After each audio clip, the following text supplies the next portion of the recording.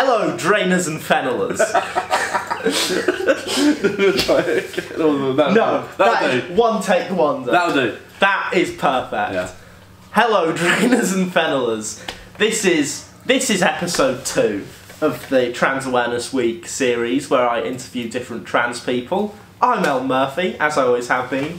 I don't believe you've been on the channel before. I don't think I have. I've been in other things that you've been in.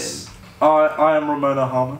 I'm trans. I'm a trans. I look at myself like a trans femme, I think is the best way to put it. Because sometimes I'm like, say your pronouns. I'm not too sure. I'm getting there. Okay. I'm getting there. Yeah. My pronouns are she, they. As I start off all of these with my scrappy little bit of green paper with my questions, which I wrote at 6 AM this morning.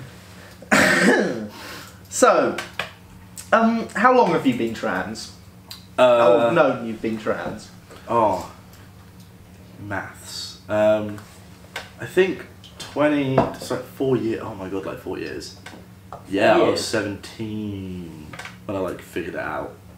Because I knew I was queer since I was like probably like year 6, and then I like.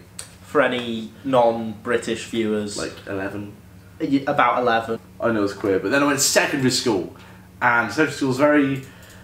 Being a AMAB person in secondary school who kind of has to come to a realization was very open themselves, was very reserved and shy, I suppose, and very much wants to try and fit in and knows you don't really fit in super well. It's like I suppose the community. No, it's not really a community because there's no like love in it. It's just a bunch of very toxic. Imagine the in-betweeners, but they're real people, and they're terrible people in the show. And then the second I got out of secondary, I went to college. I then kind of had a realization, like, oh, I think I might be like queer. Like it kind of just came back. I was like, oh yeah, I was completely like fully aware I was queer when I was like 10 and 11, and then just kind of forgot because like it was like a very toxic masculine, just I suppose aura throughout all of secondary. Yeah. Anyway. I then kind of had a realization that, oh, I think I'm bi, but then at the very end of that relationship, I was on a trip to Brighton with a friend, and she said, "You'd make a great femboy," and I'd love to fuck off.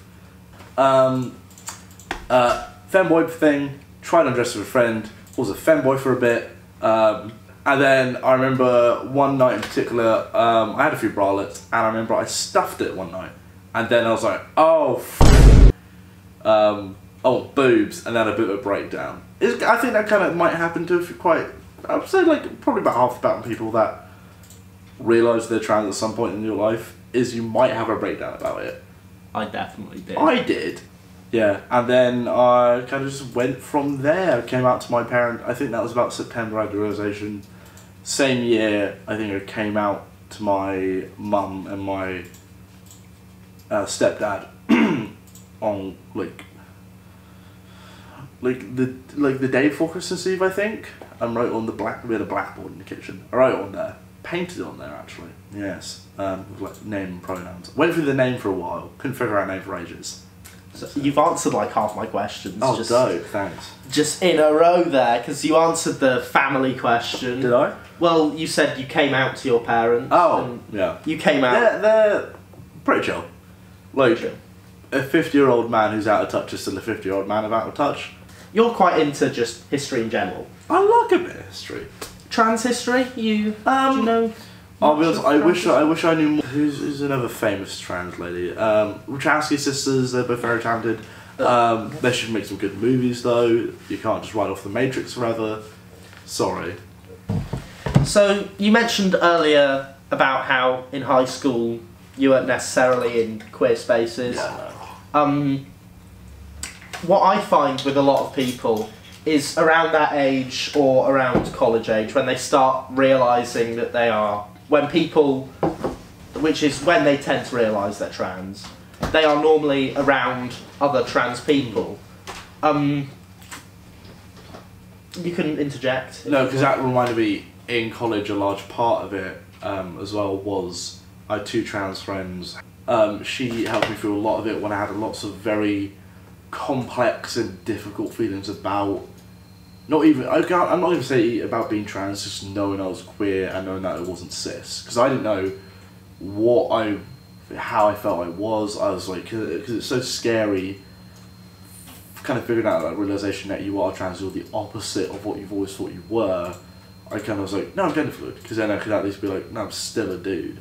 But then I talked to her a lot about it. There was a big park, a big cricket park near college, and a lot of times when we had long breaks we'd go there, and there's quite a few times we had like 2 to 4 hour conversations just about being queer.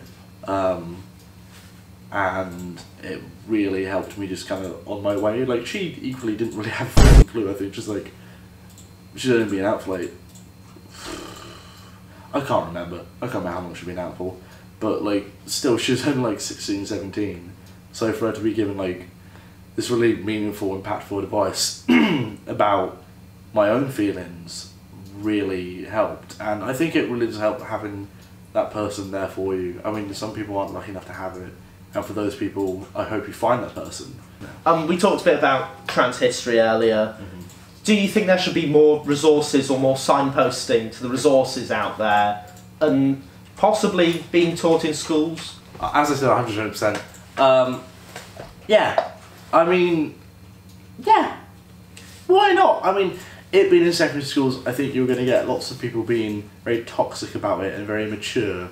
You know, because even if a bunch of people are going to be immature about it and not listen, I think it could cause a lot of hate. A lot of parents are going to get pussy and be dicks about it. So, trans activism, you are a trans person, you are fairly online, I would say. You participate in online spaces. I do my online spacing. I'm getting comments, I'm getting arguments on Instagram comment sections. You get into trans activism in those online spaces. Does that translate into your real life? Not as much as I wished it did. I think, like, obviously I went to Student Pride and I've been to a couple of Prides, but I do admittedly wish I went to more pro-trans like rallies and stuff like that.